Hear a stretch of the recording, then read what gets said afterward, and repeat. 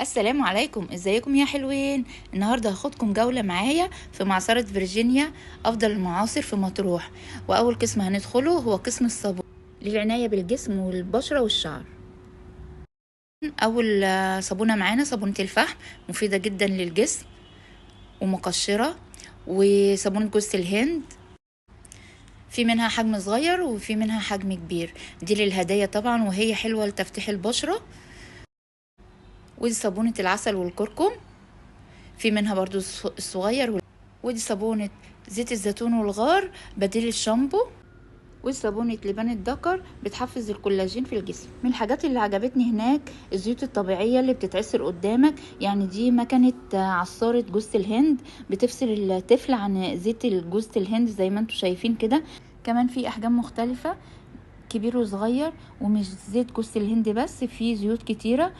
في زيت الجوجوبا، وفي زيت روز الميري، وفي زيت الجرجير، والسبع زيوت. وزيوت كتيرة جدا، واهمها زيت الزيتون اللي بتعصر قدامك بالطريقة دي، يعني حاجة نظيفة. وطبعا ده اكبر قسم في المعصرة، علشان زيت الزيتون كل المصيفين وكل الناس بتيجي تاخد الزيت الزيتون البكر والبكر الممتاز. وطبعا ده مشتهرة بيه.